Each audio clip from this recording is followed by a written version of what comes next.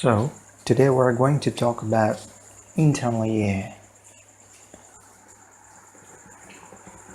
Internal ear. First of all, internal ear is divided into two parts basically. The first one is bony labyrinth, and the second one is membranous labyrinth. Membranous labyrinth. Labyrinth, it's an English word, and it means maze. Maze means it's a place when you enter there you cannot get out easily. It's just like a maze. Many structures you can see there. It's being spiraled over a certain axis like that. Okay, so simply it means like maze. So bony labyrinth, basically it is divided further into three parts.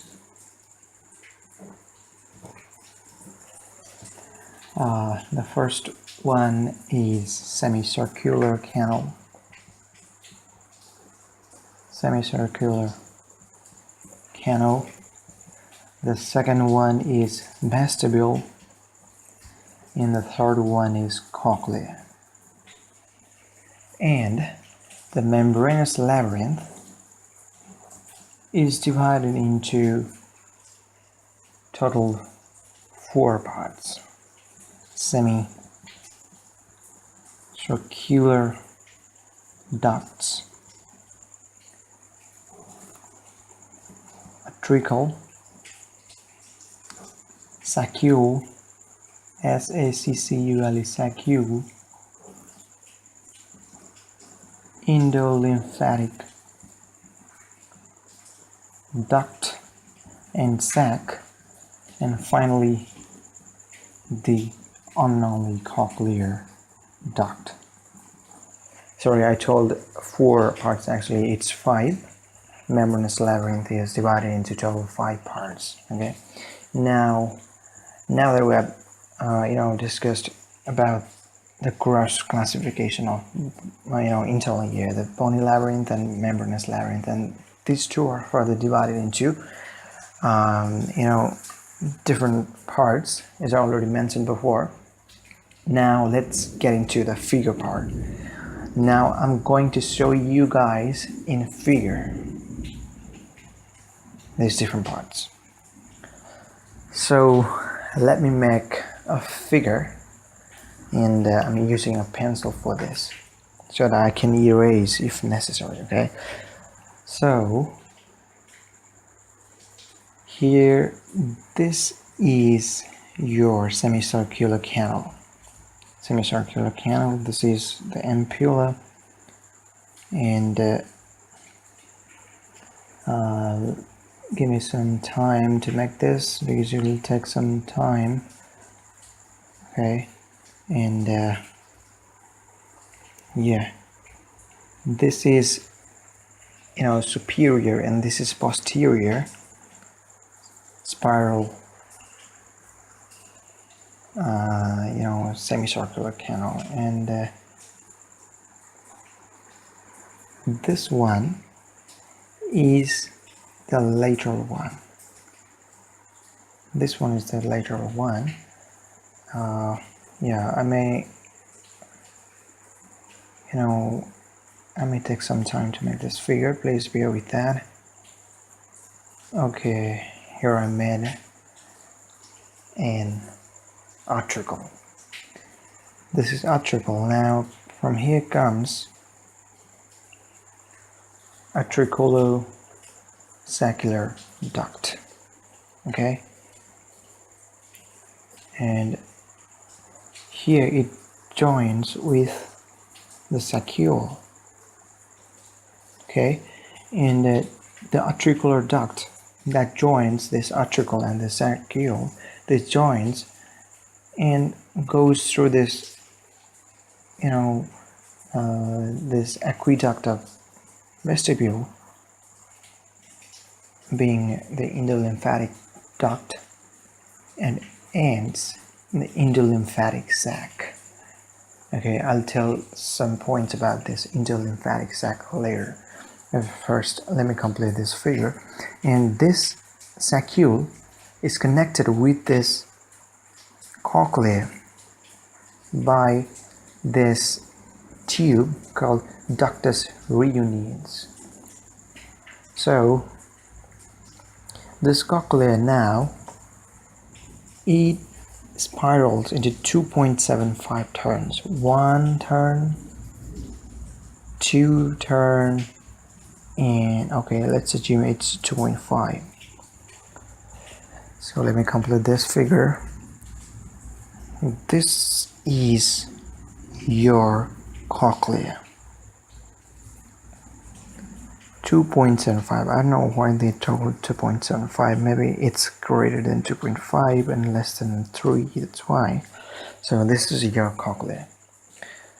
So now that I've made the membranous part of the internal ear, okay, so let's name this. This is semicircular canal, and these 3 are semicircular canal. Okay, I know you guys know this. This is atricle. This is saccule, and this is endolymphatic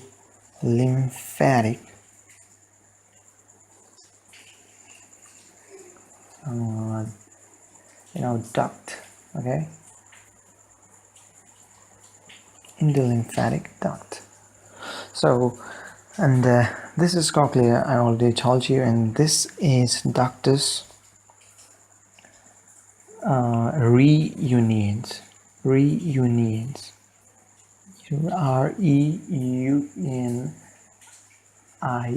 REUNIENS. Okay. So now that I've made the membranous part, now I've named this, and now let's get into them individually. Okay. So let me turn the page. So this semicircular canal, each of the semicircular canal, they are oriented in 90 degrees. So I could not make the 3D figure, so I made this way. But in real human, the semicircular canals are, oriented with each other at 90 degrees.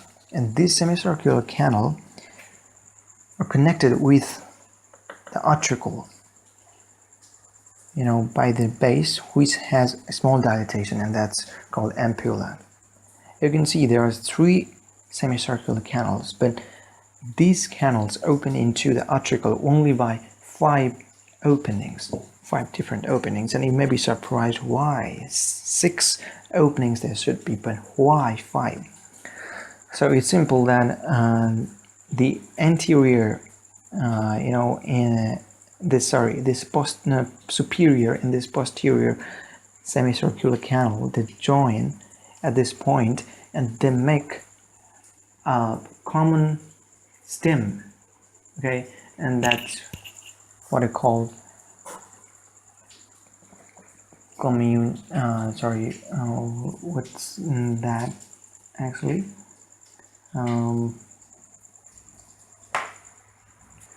Yes, these are cross communes. Cross commune. So this is atricle, and this atricle has a sensory epithelium, and that's called macula of the atricle. And likewise, the saccule also has the sensory epithelium, and that's also called macule of the saccule. And you might be wondering what may be the function of sensory epithelium here. So the function of the sensory epithelium, or the macula of the atricle, is in balancing.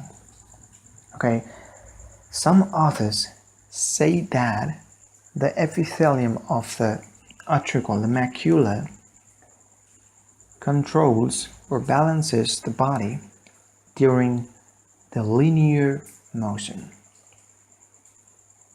And the epithelium, the semisensory epithelium in the saccula, its function is not clear according to some authors. But some famous book like Grey's Anatomy has written that the macula in the article helps in balancing the body in a vertical and centrifugal motion, while that saccule helps in linear motion. So it's up to you which you have to use. Okay, so in some cases, like in MCQs, you can use any of your knowledge according to the option given to you. Anyways, so with that, let's get into the topic. So this article and the saccule, they're interconnected with each other by this articulosaccular duct. Okay, these two are articulosaccular duct. Okay, so these two articulosaccular ducts, they join with each other and they go this way, being endolymphatic duct. And the way from which they go, this is called the aqueduct of vestibule. They go here and they end into this endolymphatic sac. Okay, so and the saccule from here, it connects with the cochlea through the ductus reunions, and from here it binds to 2.75 turns, making the membranous cochlea. So now we are going into the structure of the cochlea. It may be quite confusing for initial readers about the structure of the cochlea, but it's simple. Okay, so let me make the structure of cochlea first. Okay, suppose this is your cochlea. Okay, and this is your cochlea. Now I cut this way. Okay, I cut this way. Now it is cut into coronal section. Now let's say it's coronal section. It seems like let me make only one side. Okay, you will see this way. This is only one spiral part. Okay, this is only one spiral part. And you may be wondering, what is this? So I will tell you later. This is nothing but the lamina, osseous spiral lamina. Okay, and this is the cochlear nerve. Okay, this now which I'm drawing, this is the cochlear nerve. Let me use another pen here. I'm overwriting here my red pen, and this is cochlear nerve. This is your cochlear nerve. This cochlear nerve, it enters from here, this spiral lamina. Okay, so this, when you cut from by the coronal section, then you will see its spiral tube this way.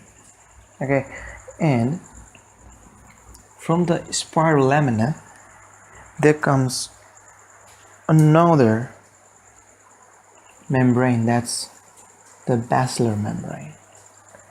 And from here, From here only, there goes another membrane, and that's the Reissner's membrane. Let me name it Reissner's membrane. Okay, and this is basilar membrane. Okay, this is basilar membrane. So, and this Reissner membrane now has marked this upper part as scala vestibuli, and the space below this basilar membrane is what I call scala tympani. Okay, and this middle part now we should call scala media. So this scala media actually forms the cochlear duct.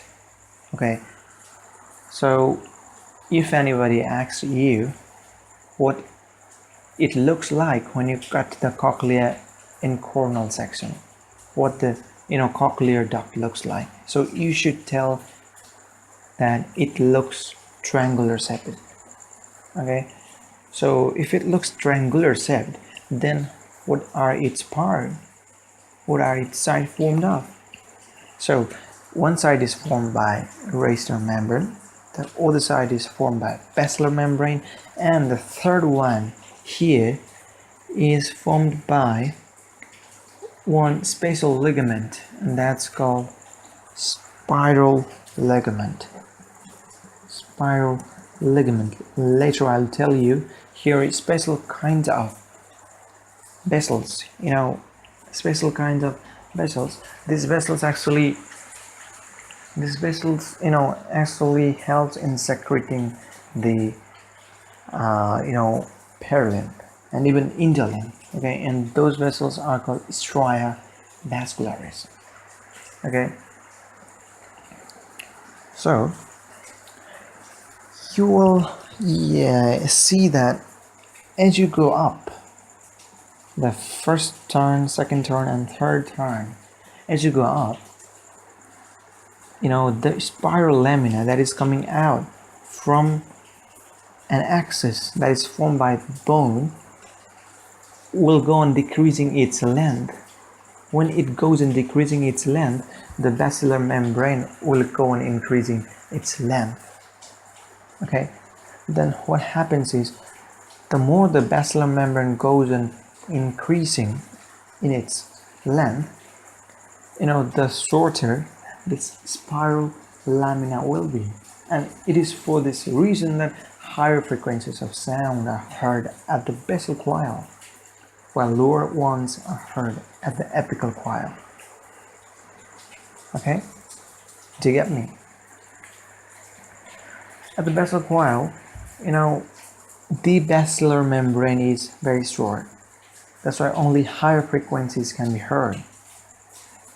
Okay, and the upper part, the basilar membrane is long, so it can vibrate more.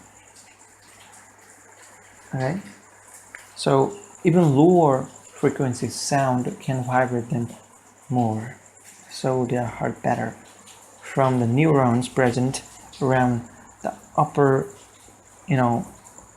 cochlear area. Okay, so now I think we're done with the structure of cochlea and growth. And oh yes, this was all about membranous labyrinth. I a little bit talked about the bony too in case of cochlea. Now let's get into the bony part. So if this is a membranous one, so there must be some bony covering of this, isn't there not? Yes. So bony covering maybe this. Bony covering maybe this. Okay. These are bones. These bones are covering these all. these bones are covering this all. Okay, let me draw. It may take some time, bear with that. Okay, these all are bones. So this endolymphatic duct is going through space in the bone. So this is space, this group from which this endolymphatic duct is going is called endolymphatic, this is called aqueduct of vesicle. These are our bones. Okay, these are our bones. And this is a structure which is formed between two layers of dura mater. Okay, endolymphatic sac is formed between two layers of dura mater. So this are the bony labyrinth. Okay, and here, just here, you will find, just in front of the saccule, here you will find the foot plate of the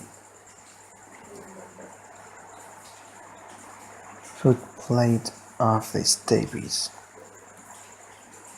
and here will be a joint. Okay, this is your malleus, this is a handle. Okay, and here will be your tympanic membrane. Okay, and this is your external auditory meatus. Okay, you should make this tympanic membrane a bit slanted because it is slanted at 55-degree angle with the horizontal. Okay, so and what may be this space opening? This is the opening for pharyngotympanic tube. Pharyngotympanic tube. Okay, so what I just wanted to make you clear is that this, now you have to understand, is if this is scala tympani, so this must be your scala tympani. Okay, this must be your scala tympani, and this is your scala media or cochlear duct. Okay, and let me make another scala vestibuli, so I may not be that much clear here, but now I'm making is scala vestibula. Okay, so you see, this is scala tympani, this is scala media, and this is scala vestibuli. Okay, this is scala vestibuli. You might see this figure a bit messy, but if you are seeing this video from beginning, then maybe you'll find it easy to understand. Okay, so now that I've pointed the scala vestibuli, tympani, and media in this picture, and you must be clear of one thing, that a small aqueduct comes from this scala tympani. Okay, small aqueduct from this scala vestibuli comes, and it directly goes to be connected with the CSF. Isn't it interesting? Really interesting, right? So from the scala tympani, aqueduct of cochlea comes out. Aqueduct of cochlea comes out, and from there the CSF connect, this scala tympani connects with the CSF. Okay, so just be cool and understand that these all are the bony frameworks. These all are the bony frameworks, and the part that I made with the pencil, they are the, you know, membranous part.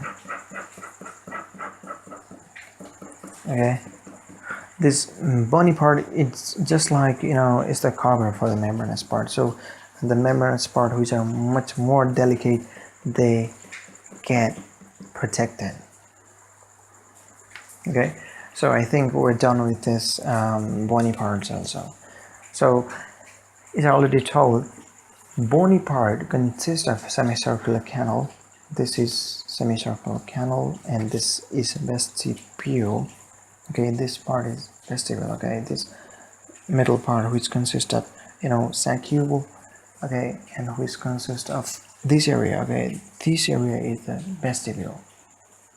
This dilated area, this vestibule consists of, you know, this is the oval window at which the footplate of the stapes is attached.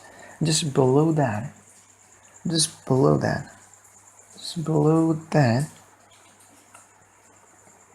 near the cochlear duct, here, this is round window. This is round window, and this round window has secondary tympanic membrane. Okay, so I hope you're clear with this. Now, this membranous labyrinth, this semicircular ducts, the same ducts which are present inside this bony frame, the bony semicircular canal, are the semicircular ducts, and this is the bowl-like structure. Rather, it's a, you know, it's a elliptical.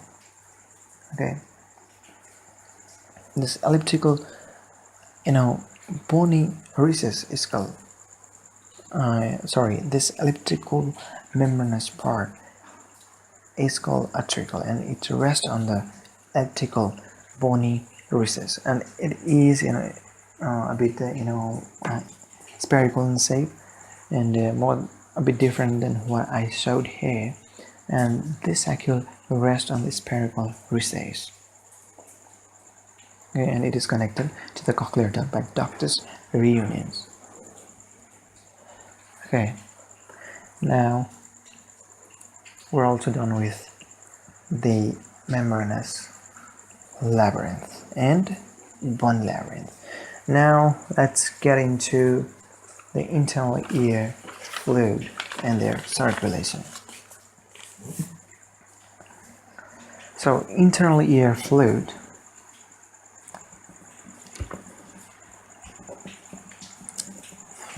and their circulation.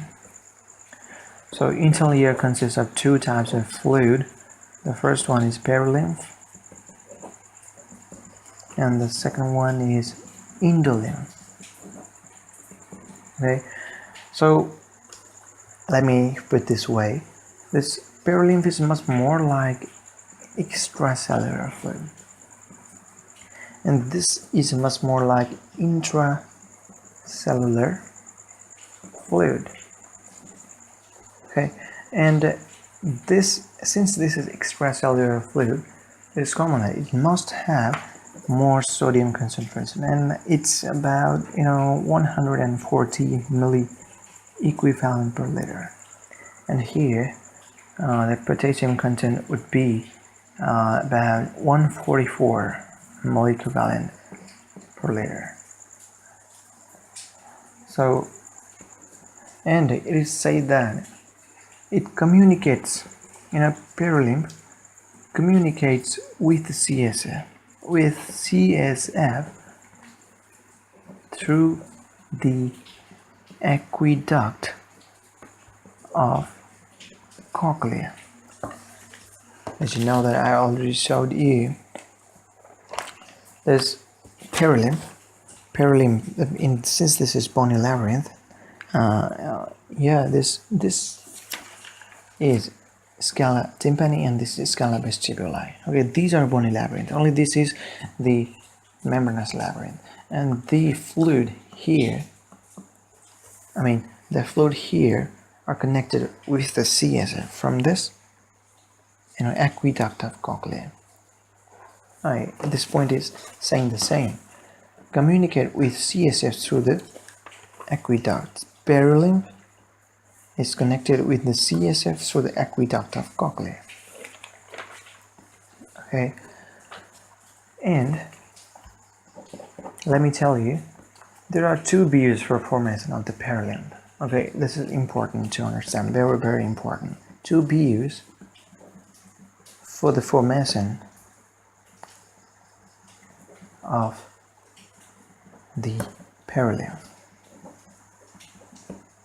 Okay, so the first view is, as I already told, that the stria vascularis, the spiral ligament present here, the spiral ligament's upper part had some stria vascularis, and this stria vascularis produces perilymph, according to one theory, stria vascularis. Okay, and this stria vascularis forms the perilymph from the blood serum filtrate. Okay, and another view says that it's just a direct continuation,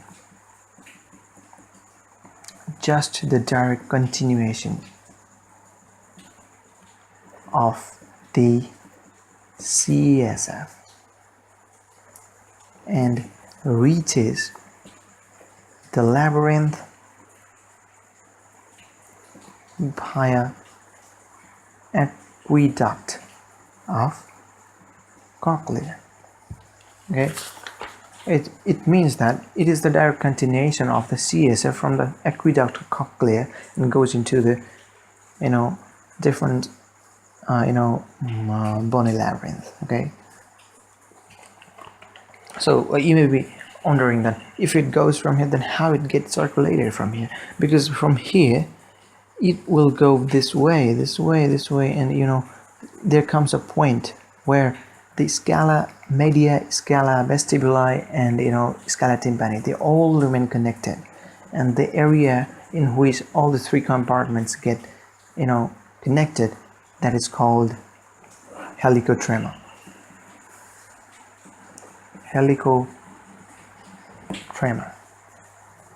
Okay, so, and I forgot to tell you that the bony axis on which the cochlea spirals around, and